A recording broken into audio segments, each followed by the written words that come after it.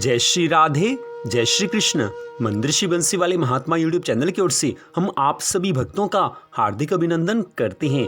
आज हम आपको सुनाने जा रहे हैं श्रीमद् भागवत महापुराण के 5वें स्कंद के 13वें अध्याय की परम पावन कथा।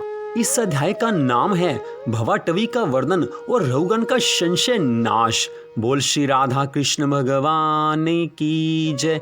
बोल श्रीमद् भागवत महापुराण की जय। पिछले अध्याय की कथा में आपने जड़ भरत जी और साथ में रहुगण राजा की कथा को सुना है। अब उससे आगे की कथा श्री सुखदेव जी महाराज कहने लगे हैं कि हे राजा परीक्षित, रहुगण के वचनों को सुनकर जड़ भरत आज कहने लगे हैं कि हे राजन, एक प्राचीन कथा मैं तुम्हें सुनाता हूँ, उसे सुनकर तुम इस अपार भव सागर से पार हो जाओगे। एक धनी व्यापारी व्यापार के लिए बहुत सी वस्तुएं अपने साथ लेकर परदेश को व्यापार के लिए चल पड़ा। उसने लोभ के वशीभूत होकर अपने सामान की देख रेख के लिए अपने साथ कोई नौकर नहीं रखा है, इसलिए 6 चोर इसके पीछे लग गए। उन चोरों के अन्य सहायक भी उनके पीछे हो लिए। थोड़ी दूर नगर से बाहर जाकर वह व्यापारी मार्ग भूल जाने के कारण एक ऐसे जंगल में जा पहुंचा जहां कोसों तक बस्ती का नाम निशान नहीं था। जब उस जंगल में सिंह, भालू, कंटीले वृक्ष और बड़े बड़े नदी नाले अधिक होने के कारण उसका मार्ग चलना कठिन हो गया, तब वह डर के मारे उस जंगल के मार्ग को पार करने के लिए संध्या तक निरंतर चलता रहा, परंतु कहीं भी बस्ती नजर नहीं आई और उसी जंगल में रात्रि हो गई। जब वह व्यापारी रात्रि में चलते चलते एक नाले के समीप पहुंचा, तब वही 6 चोर तथा अन्य उनके सहायक उसका सब माल लूटने लगे। उस समय व्यापारी ने रोते हुए मन में सोचा है कि इसमें से जो माल बच जाएगा उसी से मैं अपना व्यापार कर लूंगा। तब जो माल वह व्यापारी बचाता था, चोर उसी को लूट लेते थे। इस प्रकार उन्होंने व्यापारी का सारा माल लूट लिया। तब वह व्यापारी घबराकर उस जंगल में रात्रि को अपने रहने के लिए स्थान खोजने लगा, परंतु उसे कोई स्थान रहने के लिए दिखाई नहीं दिया है। तब उस वन में वह सिंह और हाथियों की दहाड़ को सुनकर डर के मारे थर थर कांपता हुआ मार्ग में चला जा रहा था। जब कहीं सर्प और बिच्छू दिखता तो घबराकर ठोकर खाकर वह गिर पड़ता था। जब कहीं पांव में कांटे लग जाते थे तो किसी पेड़ के नीचे बैठकर कांटे निकालकर थोड़ी देर आराम करने लगता, तो उस पेड़ पर उल्लू का भयानक शब्द सुनकर वहां से भी भागने लगता। फिर कभी जंगल में आग लगी देखकर उसके डर से दूसरी ओर दौड़ने लगता। उसी विपत्ति में दौड़ते हुए एक सूखे कुएं में गिर पड़ा। उस कुएं पर एक बरगद का पेड़ था। उस पेड़ की एक डाली कुएं में लटक रही थी। जब वह व्यापारी आधे कुएं तक पहुंचा, तब वह तुरंत ही उस डाली को पकड़कर लटक गया। उस कुएं में नीचे एक सांप बैठा हुआ था। तब अंधेरी रात में बिजली चमकने के कारण उसने देखा कि कुएं में सर्प फन फैलाए हुए बैठा है और जिस वृक्ष की डाली को पकड़कर वह लटक रहा था, उस डाली को सफेद और काले रंग के 2 चूहे ऊपर से काट रहे थे। तब उस व्यापारी ने मन में सोचा कि कुएं में कूदता हूँ तो सांप के काटने से मर जाऊंगा, और यदि नहीं कूदता हूँ तो चूहों द्वारा वृक्ष की डाली कट जाने से सांप के मुंह में जा गिरूंगा। इसी सोच विचार में वह व्यापारी उसी डाली पर लटका रहा। उस बरगद के वृक्ष में एक शहद का छत्ता लगा हुआ था। डाली हिलने के कारण शहद की एक एक बूंद टपक कर उस व्यापारी के मुंह में गिर रही थी। संकट की इस घड़ी में वह व्यापारी शहद की बूंदें प्राप्त होने से अत्यंत प्रसन्न होता था। इसी प्रकार व्यापारी की आयु कुएं में लटके हुए बीत गई।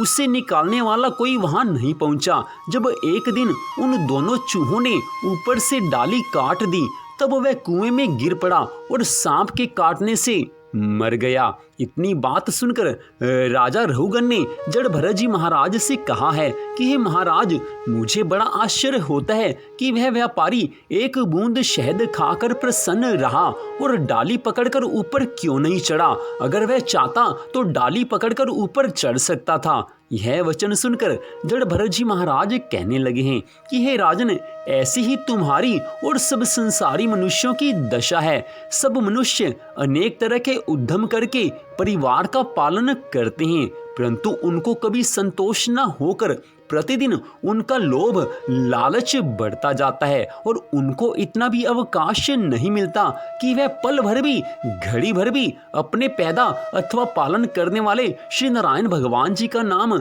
नहीं ले सकते हैं। हे राजन, आश्चर्य की बात है कि जीव को मनुष्य की योनि भगवान की कृपा से मिली है, लेकिन उन्हीं भगवान की भक्ति करने का किसी के पास समय नहीं है। जब कोई किसी से हरि भजन की चर्चा करता है तब सब कहते हैं कि हमको अपने घर के कामों से ही छुट्टी नहीं मिलती जिससे हम अंतर्यामी परमेश्वर का भजन ध्यान अथवा नाम ले सकें। हे राजन, इस जीव को व्यापारी समझो और काम, क्रोध, लोभ, मोह, मद और मत्सरता, यही 6 चोर 8 पहर मनुष्य के साथ रहते हैं। घर वालों को उन्हीं चोरों का सहायक समझो। जीव को इसीलिए व्यापारी कहना चाहिए कि उसने धर्म और ज्ञान बढ़ाने के लिए भरतखंड में मनुष्य का देह पाया था। पूर्व जन्मों में साधु महात्माओं का सत्संग और हरि भजन करके संसारी माया मोह में पड़ गया था। इसी कारण जो कुछ उसके पूर्व जन्म का धर्म था उसे भी घर वालों ने चुरा लिया।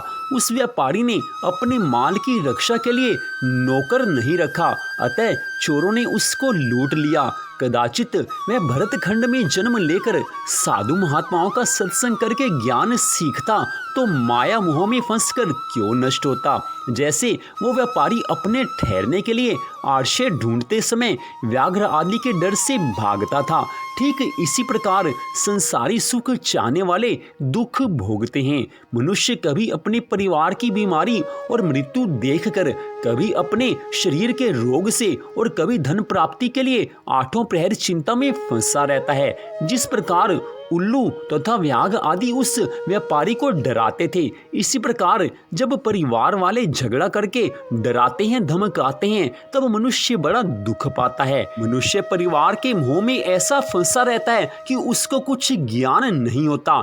जहाँ पर मोह होता है उस जगह ज्ञान और शास्त्र का वचन सब भूल जाते हैं। परिवार वाले उसे गाली सुनाकर भोजन और कपड़ों का दुख देते हैं, उसका कुछ सम्मान नहीं करते। जिस प्रकार मनुष्य महा दुख में भी बढ़ने का कुछ भय न मानकर दिन रात कमाने की चिंता किया करता है, उसी प्रकार उस व्यापारी ने कुएं में सर्प या चूहे को देखकर मरने का भय नहीं किया।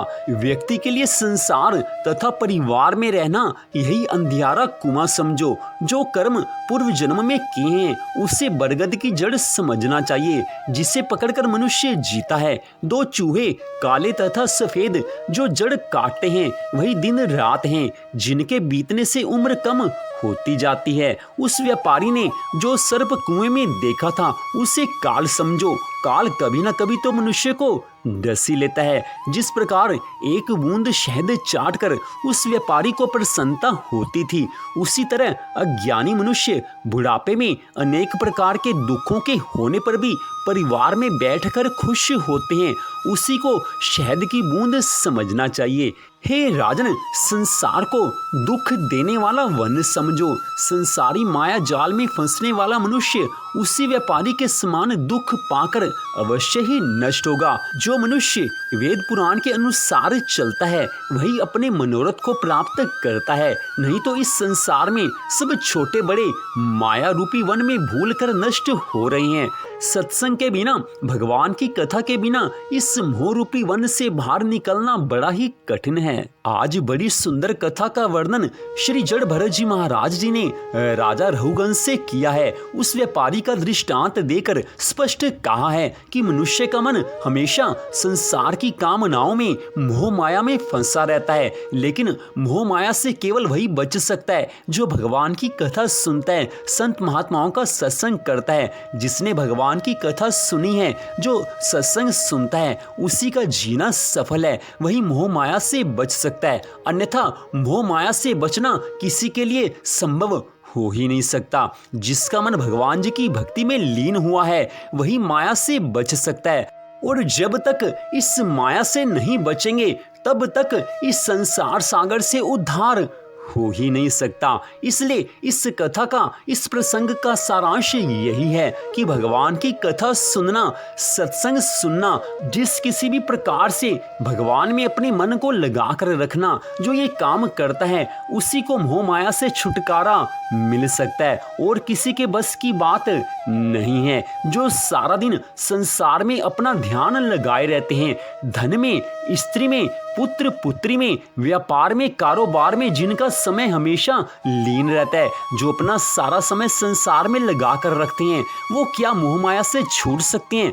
कभी नहीं छूट सकते। मोह माया से केवल वही छूटेंगे जो भगवान के ध्यान में अपने मन को लगाएंगे।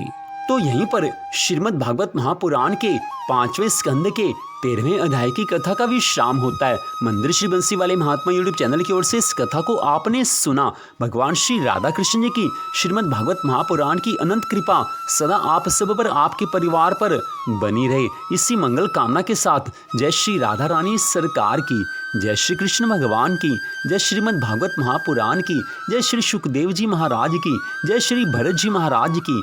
जय जय श्री राधे, जय जय श्री राधे, जय जय श्री राधे श्याम।